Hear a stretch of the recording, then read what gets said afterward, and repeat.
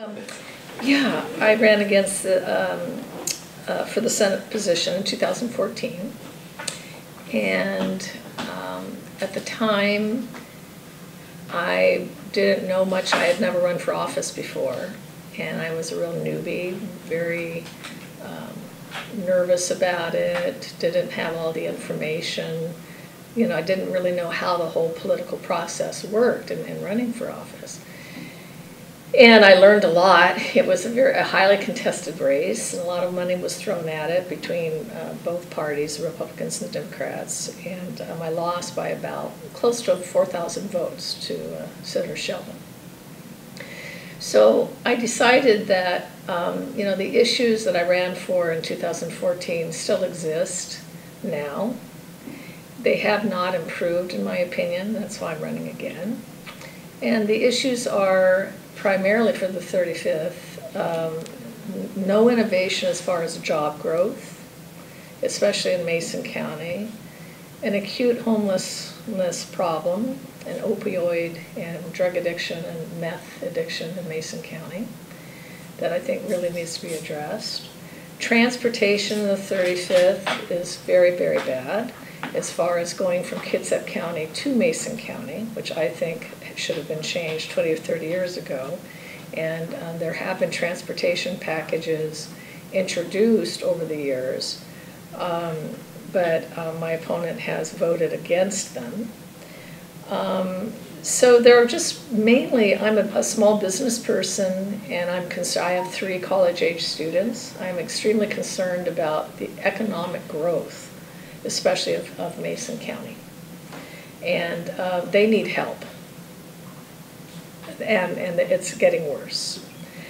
Since the logging industry and the timber industry failed and went down the tubes, basically, there just hasn't been really anything substantial to replace it. When you drive through downtown Shelton, all the shops are closed up. People are just kind of homeless or kind of hanging around the empty buildings. It's very hard to attract business. There's no manufacturing really to speak of in Mason County. So the 35th LD is an interesting legislative district because we have Kitsap County, which I'm part of. I live up on Chico Way.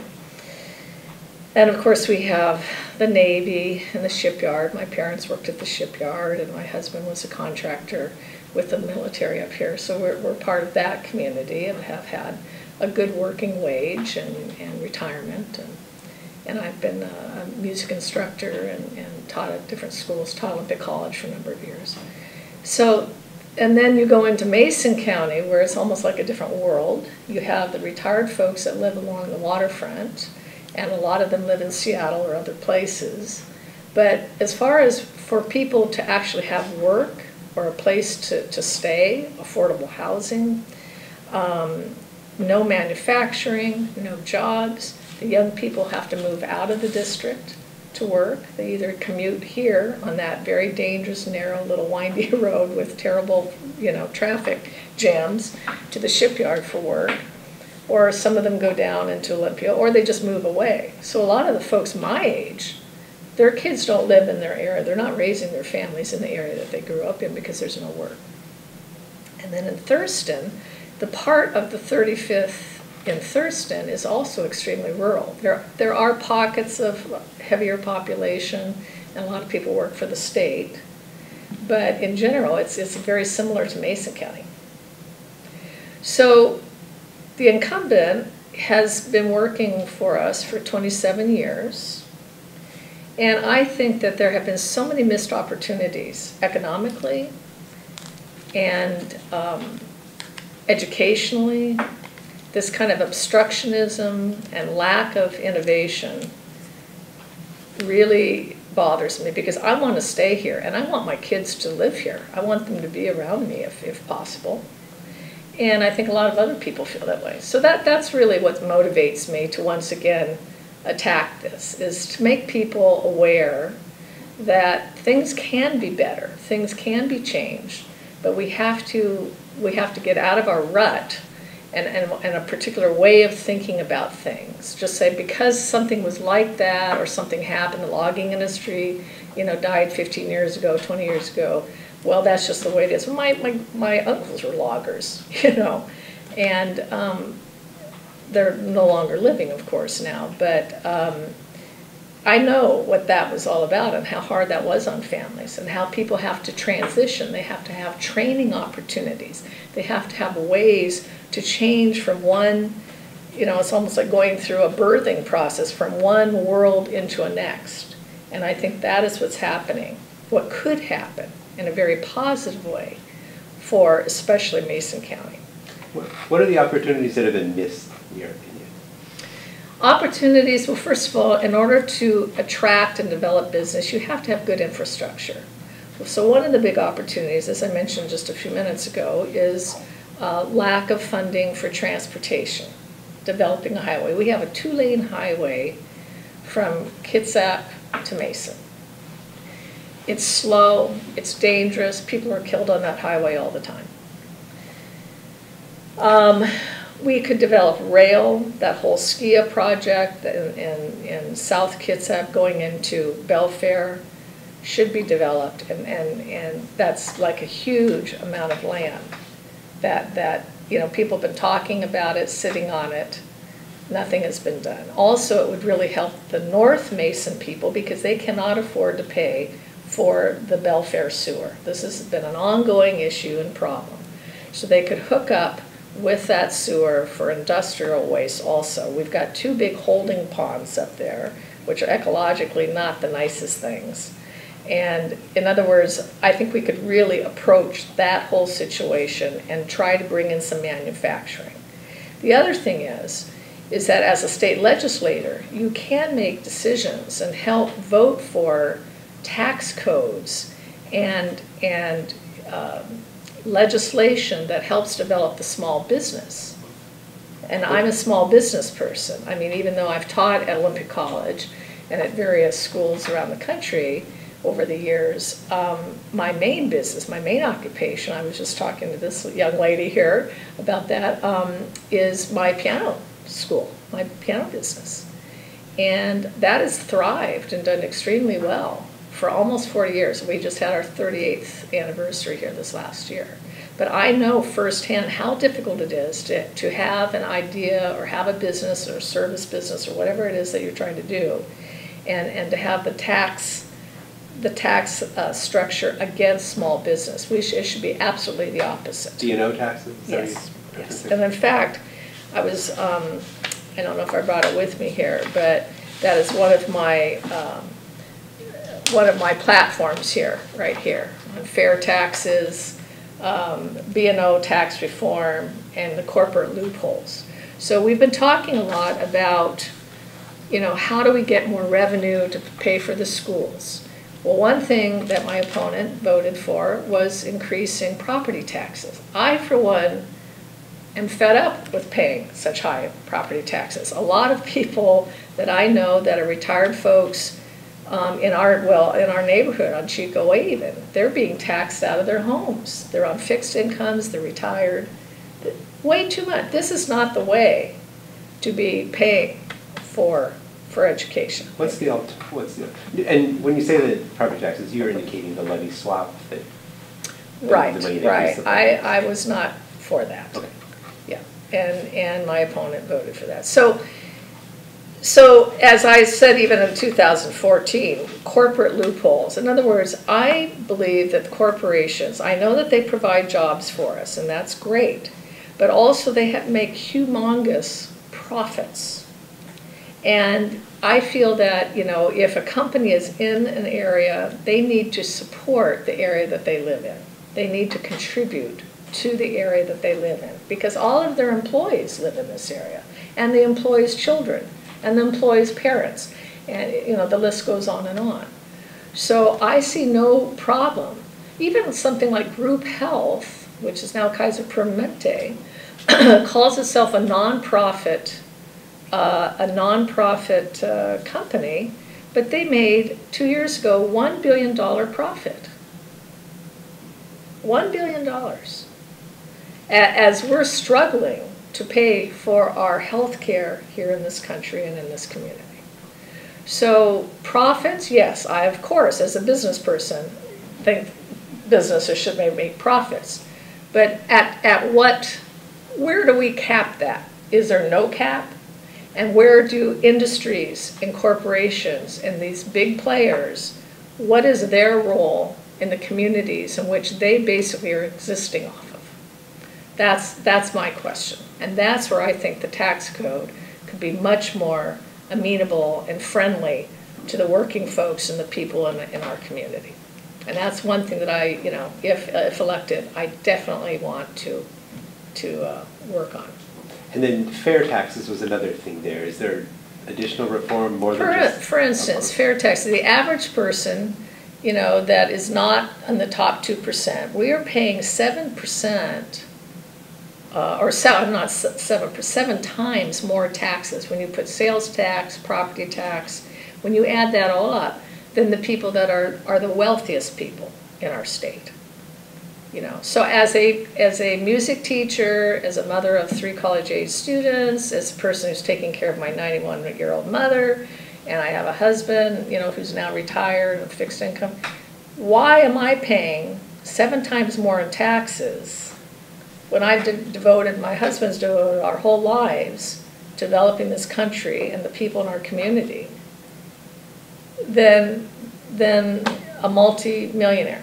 Does that mean an income tax to you or a capital gains tax? Absolutely not an income tax, because that has been approached in this state 7 times, voted down. So it has to be something that we all want, right? Mm-hmm. Obviously, I'm not going to push something that the population and your constituents, as a legislator, you want to represent the people. But I've been going a lot of doorbelling, over 12,000 doors in the last campaign and this campaign. And there are 2 things that people are talking about consistently. One is they don't want a lifelong politician still in office. They think 27 years is too long. They want some change. They say, okay, you know, there should be term limits here. This is way too long for this fellow to be in office. And number 2, they're worried about their taxes, their property taxes going up, and they're worried about how they're going to afford health care.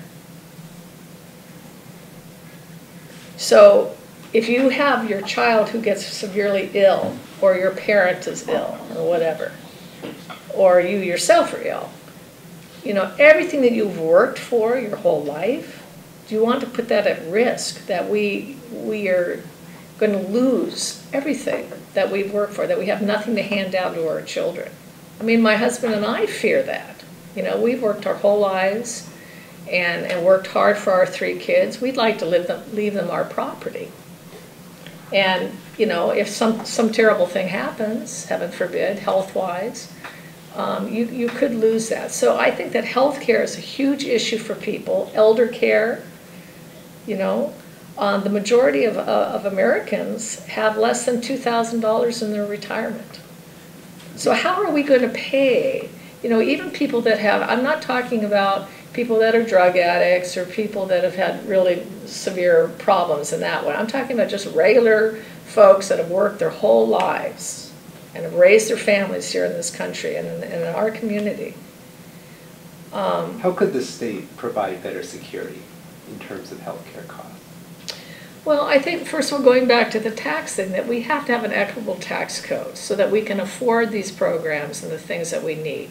You know, I'm a Democrat, and Democrats are constantly accused of, well, they're just giving away the farm all the time. You know, that they're always raising the taxes, and that they're giving away their money to less deserving people, that I've worked hard my whole life, and I deserve what I have.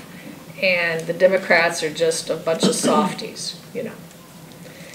Well, there are different ways to look at this. First of all, you might be the next on the list of worrying about how you're going to pay your taxes on your house. You may be the next on the list of, okay, how am I going to pay for my health care?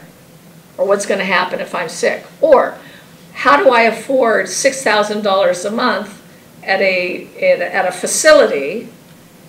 You know, that'll take about 1.5 years probably to go through the average person's income and the cost of their home before they have nothing, and nothing to give their kids.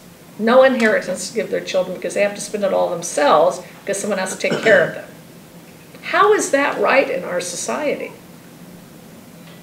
I'm worried about it.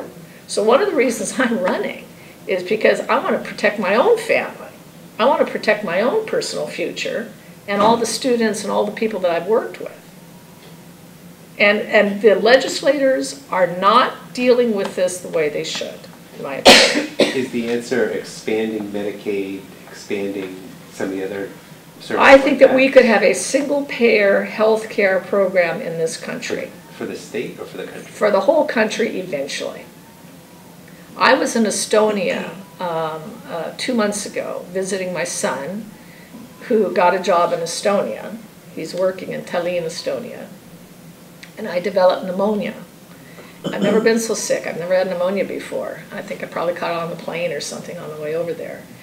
And so my son said, well, we need to take you to the hospital. And I said, no, that could cost a lot of money. He said, no, Mom, just trust me. You can't even hardly breathe. I'm taking you to the hospital. So he practically carried me down 5 flights of stairs. He lives up in this little apartment all the way down. Went to Estonia, and I was there for a day and a half at the hospital with all the medications, excellent medical care, round-the-clock nursing care, etc. And so they said, okay, well, we'll release you now. We think you're stabilized. So I said, okay, well, here's my credit card, and here's my insurance card. Oh, no, we don't take any of that insurance stuff. I said, okay, well, then let me pay, So I was thinking that it would probably be several $1,000s probably for all the stuff they did. And it was 115 euros, which is about, I don't know, about like $130. $130. And they were apologizing that it was so much. And I thought, am I hallucinating? Maybe I'm sicker than I thought. How could this be? And they said, well, if you're an Estonian citizen or you have a work visa like my son does to work, he's a foreigner, an American of course, but living in Estonia, he says it's only 5 euros. So people there, they don't, you could be sick, or even for foreigners that come in, and if you're sick, but and then I had a kidney stone a few months previous to this, went to the emergency, $14,000 bill. $14,000, they get $6,000 for a CAT scan. What is wrong with this picture? Okay, we have two extremes of the spectrum here. So just for me personally, it was a very interesting experience to have the kidney stone, well, horrible experience to have the kidney stone, and have that bill, right? And we have insurance with the $6,000 deductible. So $6,000 will go to help pay for that. But I said, how can you justify, and this was at CHI, the Franciscan hospital there in Silverdale, how can you justify a $6,000 CAT scan? I said, if I made an appointment to have a CAT scan, and one of the fellows says, he says, well, it's because, when you go into the emergency, it's a lot more money. I'm going, that much more money? A $14,000 bill? Well, we have a lot of people that have no insurance. So basically, he admitted to me publicly that you're paying basically for the people that don't have the insurance. And this is the heart. And is that fair? This seems like that's the heart of the issue with Obamacare and everything else. Maybe the way I'd ask that question is the state is losing providers. Every time we report on this, more insurance companies have opted out of providing for that basic plan that people come by here. What can be done to try to encourage them back into the marketplace so more people are able to afford it, keep the premiums down? Do you think there's a move the state needs to make there? I think there is, and I think there have been lots of legislators and people that have approached this, and I think that the basic line, underlying all of this is greed. Underlying all of this is that people want to make spectacular profits. And so again, just what I was talking about a minute ago about taxes, is there a point where the American people are going to say enough is enough? We have to start looking out for ourselves. And the American dream of being wealthy or a millionaire, a billionaire, whatever, You know, I have no problem with people trying to make money and being successful. We need that. We need innovation. We need people that are highly successful and hardworking and that do well. I mean, I've tried to do that in my own personal life too. However, when we have just a small percentage of people getting all the advantages of living here in this wonderful country, and then we have even the middle class starting to fall through the cracks and can't afford. This is the breaking point. This is why I think that different types of tax reform we have to really look at carefully. Things like this whole education budget that came up. You know, how are we going to really pay for that? And even the money that they did allot to that is on the backs of retired folks with property taxes going up. How do you feel about the hospital consolidations that have gone on and the state has a certificate of need process? I realize these are slightly two different things, but the one, I mean, in this area, all surrounding 35th, one organization now owns all of the hospitals. I think that kind of a monopoly because they can set their prices. There's no competition. And I know a lot of doctors and a lot of people in the medical profession here in the area were very opposed to it because not only just from a financial standpoint for the consumers, but also from a medical standpoint, you know, they don't have a lot of choices unless they send their people over to Seattle or, you know, Tacoma or whatever. So yeah. Our state has a certificate of need process, and it's, I don't know if you're familiar with that, that's what kind of dictates how many hospitals can be in a certain area, and it's why you could not start a new hospital here, frankly. Is that something, not every state does that. Is that something you think we should? I certainly would. I don't know enough about it, but I would certainly look into that. And I also think spending that much money pulling out the hospital in Bremerton is obviously going to affect our area down here. I mean, this is more of a local issue, but and then, you know, spending a ton of money on this new facility up in Silverdale. I mean, if you're sick, do you have to go into a 5-star hotel? You know, I mean, is it really that important? I'd rather have my health care costs lower and be in an older building. I don't really care about what the building looks like or the facility as long as there aren't rats coming out of the rafters, you know. But I mean, then something, you know, in other words, it's to attract and to put on the airs almost of being this kind of fancy, spancy kind of thing. I just don't see the point of it. Again, hospitals, law enforcement, you know, politicians, people like with the newspaper here, we are at the service of our community. This is our purpose. This is what we should be doing. Let me shift gears real quickly because education is also something you raised it earlier. You kind of talked about you know, coming up with different funding models, but what about the other issue of just the quality of education right now? Hopefully it's, you know, meeting what those needs are as far as basic education goes. But what's the next thing that you think the legislature needs to target to make sure all kids are getting an education that puts them to the next step? One of the things that the voters actually voted on and passed was class size reduction. We are 43rd in the nation as far as class size. And I know from firsthand experience of being a teacher that you know, even the difference of 2 or 3 people can make a big difference. And especially if you have a couple of kids in there a little bit unruly or need a little more of attention. Big class sizes definitely interfere in the quality of your teaching and the quality of how the other kids in that class are learning. So reducing class size is very important. So whether this is going to be addressed is a very good question. The second question is teacher salary. Many people that are getting degrees in college and that would like to be teachers are not going into education because they are making almost 73 cents to the dollar of what their fellow students are making if they go into some other career. So again, as the cost of living goes up, as housing, taxes, health care, et cetera, go up, you know, and they're saying, well, now, can I afford to be a teacher? Can I really afford to do this? Do you think it would help to bargain those statewide rather than district by district? I do not think it should be district by district. I think a kid here in Bremerton or a kid in Mason County should get the same quality of instruction. Oh, I mean, sorry, I meant for the teacher salaries themselves. That's what I'm saying, though, okay, because okay, if you don't have equal teacher salary across the state, you're going to have a disparate level of background with those teachers. You know, are you going to have someone that's an advanced teacher or someone that has more advanced degrees?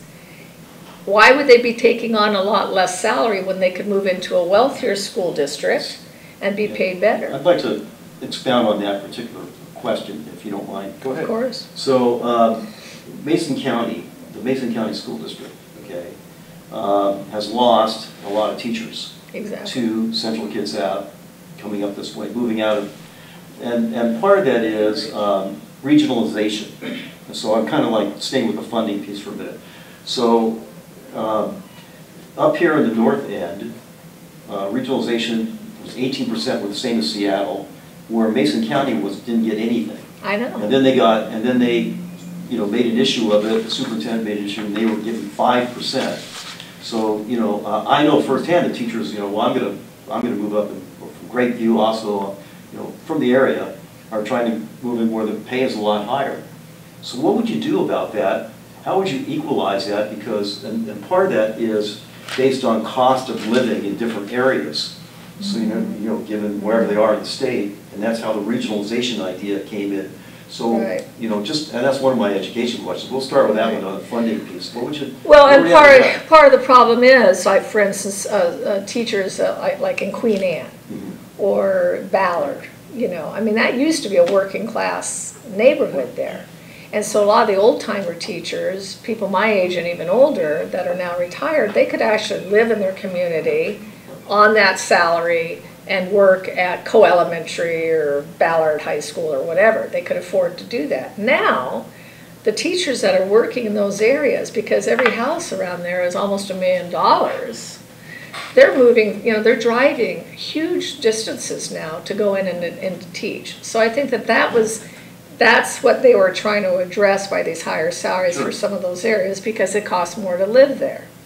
But the problem with that is that then you have just the example that you cited, that no one wants to work in these rural school districts. Yeah, they might not have to pay as much to live there compared to buying a house, you know, in Ballard, of course, which I don't think any teacher probably on a teacher's salary could afford to buy anyway. But then the quality of our education is not equalized. And education is the cornerstone, the foundation of raising yourself up in the world. So what would you do about that? That's my question. Yeah, I agree that we want equity, but how would what would you do if you were elected to ensure that would happen? What would your platform Boy, that's a complicated question. Yeah, don't you think? Yeah. It is a complicated It's a very complicated question. But I think for Mason County, you know, let's face it, you know, not everything is black and white, right? And so for Mason County, though, to be left out of that equation entirely is, I think, a real punch in the gut. I think that was totally wrong. And Mason County is only, from CK High School, for instance, Shelton High School, we're only talking about an hour drive here. So the inequality of such an extent between how that's distributed, I think, is too extreme. So maybe a first step would be to do something more in a more compromising way in between. But to say yes and no, you know, these kids get it, these kids don't. These teachers get it, these teachers don't, is way too extreme in my view. And I think it's a real problem. And I'm sure that this can be adjusted. It has to be adjusted. And if I'm elected, I will definitely face that head on. Maybe here's another way to kind of ask this question, because I think you're right. It's not just money. We all know this from our personal lives. That I work somewhere because I care about it, I like it. Mason County was, North Mason District, was one of the places where they were experimenting with doing different style teacher evaluations, letting the administrator observe and make their grades of teachers, you know, not just based on test scores or something else. And this is kind of contentious. I would argue that may create a better atmosphere. do you think there should be reform in how teachers are evaluated? Would that help kind of build a culture where you want to stay and want to work for somebody? I think that, again, you know, it's a complicated question that probably requires a complicated answer, okay? But I think the bottom line in education is if you have a basic curriculum that, you know, like a lot of kids are not even graduated from high school, all right? Now, it's not just the teacher's fault. It's not just the parents' fault. It's not just the kid's fault. There's a combination of factors that create bad educational situations, you know, and anyone that's taught, they understand that. You know, they have to evaluate themselves. Maybe they need retraining. Maybe they're getting burned out. Maybe they don't give a darn anymore, you know. I mean, there are all kinds of factors that make you good at what you do, no matter what job it is, right? Maybe these children in this particular area of the state or in this community have more problems than others. Maybe they have parents that are working all the time and don't pay attention to them or don't care. Or, you know, whatever. I mean, there's just a myriad of problems.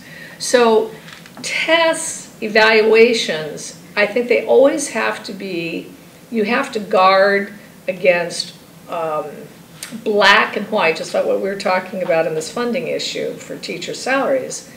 Black and white decisions. There has to be some give and take. But the bottom line is, are we doing the right thing and the best thing for that child? That is why we're educators. And so regardless of what, as a legislator or as a teacher or as a newspaper or as a citizen community, they are our future. And if our schools are failing, then we have to look hard at that. We have to figure out what is going on here, why. And if it requires better testing, better evaluations, firing people, raising their salaries, whatever the case is, then we need to have the courage to do that. I think we got a canary in here. We need to have the courage to do that for our kids. Here's a good lead into Paul. I think the other question. Yeah, I was going to. Yeah, thank you. I was thinking about. So, you know, obviously there's a lot going on about school violence. Yeah. Okay, so what would be your solution? You know, I take it as I say, a solution to dealing with school violence issues. Well, having a child that just graduated, my youngest child just graduated from CK a year and a half ago, high school.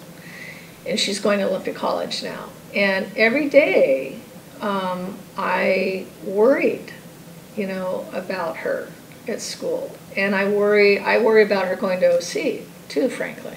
You know, I never had to my two older boys are a little older, and I don't think I really thought about that. But now, because of all these horrific things that have been happening, I do think about it, which is a terrible burden. It's like you send your kid off to school, you say, you know, you're having a happy day, have a great day at school, but yet in the back of your mind you have to worry about some intruder coming into that school and doing some terrible things. So, one thing that I noticed, for instance, at CK High School, because I know that high school the best, my dad actually graduated there in 1937. It's the same building, and luckily they passed a bond issue and they're building a new high school there, but I could walk in there. I could walk in the front door. There was no guard or no security at all at CK High School. I could walk in there. I could go upstairs, go up there, and there's my dad's portrait up on the wall, class of 1937. I could go in there and I could do harm to anybody I wanted. There are no locks on the doors. So a lot of these, one of the first things, I think, the most immediate thing we could do is to make sure that the infrastructure of our schools are safer. You know, we should have locks on all of our doors, for instance. You know, we should have some way of securing these kids. If some maniac comes in there, there has to be a plan. And I think that a lot of schools now, of course, are doing that. But a lot of these older schools don't have, you know, they don't even have the money to buy the locks to change the doors. Should the state bear some of that responsibility to make sure it's equitable? I certainly think so. Why not? Not just, you know, local bonds. And because they're already under so much stress. They're using, you know, bond, or not bond, but levies. They were using levies up to 28% to pay for teacher salaries. So I don't think they're going to have a lot of left over to put, you know, locks on the doors, but I think that's a first step. I also think that when we're talking about, okay, is this, everyone's saying, yes, check, education's all taken care of now. Well, really? I've talked to a lot of teachers, and they said one of the biggest problems is we don't have enough mental health people on our staff, that a lot of these kids have some serious problems. The other issue is that when they do recognize a child has some really bad problems or is really antisocial, they cannot throw them out of school because the parents can sue them. They don't, the school administrators and teachers are afraid to say, this kid is trouble, I want to not only suspend him, I want to push him out of the whole school system. What would you do with those? Yeah, that's an interesting point of view. So I have heard that from 3 different superintendents. Okay, well, I'm not. Yeah. Okay, so what do you do with those guys? Let's just say that, you can have the, of course, we're talking, when you go back to the equity point of view for a minute, right? Mm-hmm. What happens to those students that, well, and who determines what that looks like? So, but what would you do with them? Let's just say that, okay, yeah, you have the opportunity to kick them out. Right. Well, first of all, you need identification, and you need to have professionals on staff that can actually. So if there's a child that's a repeat offender, constantly, or making threats to other students or whatever, that should be taken seriously, because when you read about a lot of these school shooter kids, they had a history of problems with the schools. I get that. I'm just wondering then, what will be the alternative for those students? Well, I don't know. We better find something. Huh? If they're thrown out. Yeah. What happens to these? I mean, I'm just wondering what the alternative is. Yeah, I don't know. For those students that hey, you don't belong here anymore. But look at the alternative if we don't address this. Well, I'm not saying that. I don't know. Well, I don't know. I'm just saying, though, this is a problem that in my research and in the friends and the people that I know in the education field, they say that their hands are tied in many cases when they're trying to identify and protect the population, the overall population of their schools. They've run into some big problems legally. Right, because we've got, okay, so from my perspective, my suggestion is, and that I'll be really honest with you about this, that if that's the position, I still want to know, and I think people are going to want to know. So let's say it's my kid, okay, I got a troubled kid, okay, and you as the administrator determine the kid doesn't belong here. And the kid's, let's say 14, 15, my kid's 15 years old, okay, what's the alternative? We just put him back out in the street, go get a job? What do you do with those kids that what's the, what would you suggest? Many children in this state are going to school in alternative programs that are not in the regular school system. Many kids are homeschooled. Many kids have tutors and people that, outreach. Even CK School District has a program where you can be take some classes in the school. In other words, in our state in particular, we have a lot of different educational opportunities for kids outside of just going into a regular school setting. So that might be a partial solution. Okay. Interesting. Okay, thank you very much. But it's something to think about. It's something that actually, before I started talking to a lot of administrators in the last few years, that I didn't really realize how prevalent that was. It was very interesting to me and worrisome. To educate one student that is in one of those issues, how much the district has to pay for that. Well, you're not, are we talking about special education, or are we just talking about the mainstream student who has issues? I'm talking about special education, but they're mentally ill, so they still are entitled to go to school. Oh, absolutely. Based on the federal guidelines, yeah. Let me, because we're running a little short on time, I wanted to make sure we got to the homelessness and opioid questions. You brought those up before, but we have been asking about this. What do you see, maybe take on homelessness first. There's all sorts of examples going on. We had one in the newspaper today about tiny homes that a church is going to host. There's tent cities, there's shelters, there's all these sorts of things being experimented with. Is there anything that you see boy, that looks like a good solution, and what's the state's responsibility and involvement in something it's very local, but at the same time, it's regional because folks move around. Right. I think that, affordable housing is a big issue, and I've talked to a lot of people in the construction trades, both union and non-union organizations. And there are several issues involved. One is finding affordable land to build houses on. Number two is being able to keep building costs down. That's why, of course, the tiny homes is an attractive situation. But with these new tariffs, I mean, this is a little off subject, but with the new tariffs now of the Trump administration in Canada, that's going to raise the average home price $9,000 a home. It's because we are not producing enough lumber in our own country.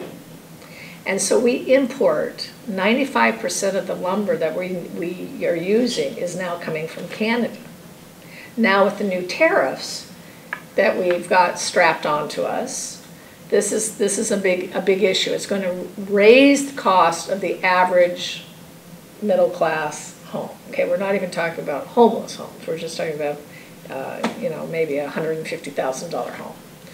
So there are myriad reasons why construction companies are not doing smaller homes. Oh, and then the third issue is not getting enough people in the construction trades, which I think, considering there's so many people out of work, especially in Mason County, we need to expand, for instance, at Olympic College or maybe some other facilities, apprenticeships, so that people learn how to build.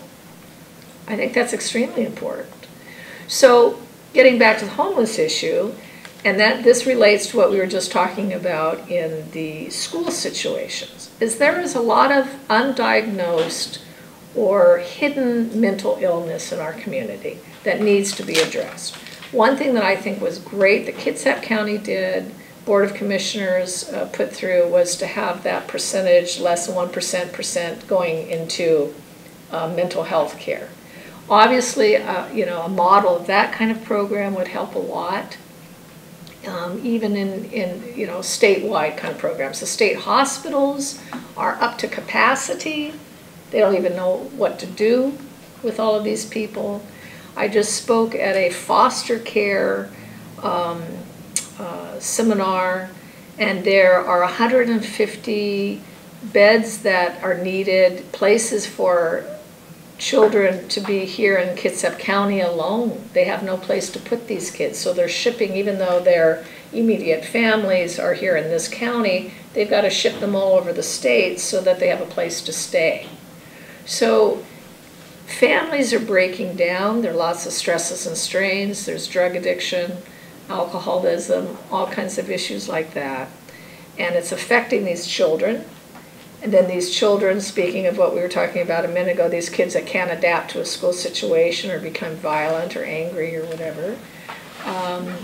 Mental health and mental health professionals are overworked. Social workers are overworked, understaffed. The mental hospitals in the state are at overflow capacity.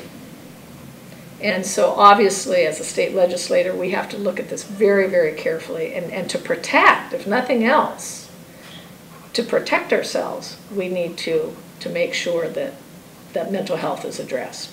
That should be one of our main concerns here, for education, for homelessness, and just for the overall health of our communities. And of course, it ties into the drug addiction piece too. Those things are all connected, as everybody knows. So I do have a more specific question. Do you believe methadone treatment is an effective way to address the opioid epidemic that's going on right now?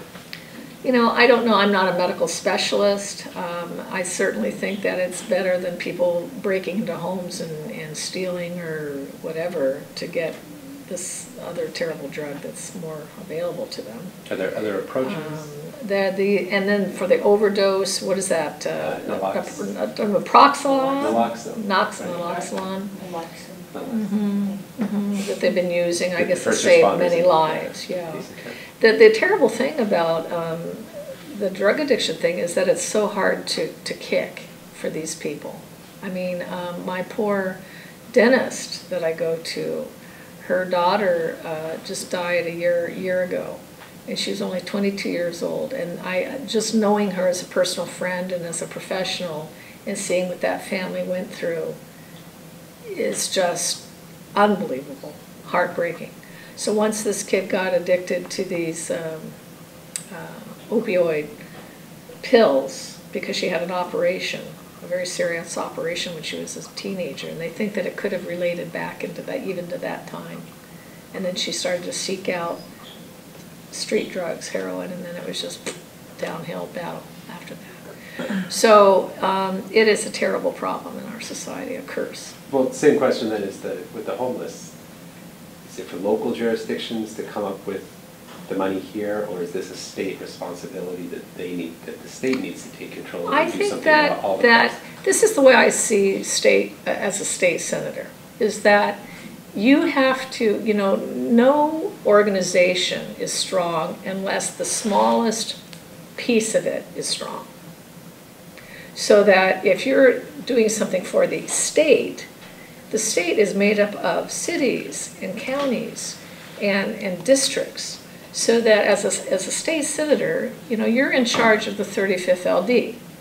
So my job will be to talk to every single person that I can over those 4 years, and work with the counties, work with the school superintendents, work with the shelters, work with Salvation Army, work with Goodwill, work with people that are doing some really great work with Kitsap County Resources, and find out what these people need. Everyone has a certain role to play, but we have to work together. And as a leader, as kind of being at the top of the heap, it is my job to make sure that these people know that I am open to their ideas and that I will work for them. That is the purpose that I see as the state senator. So. That's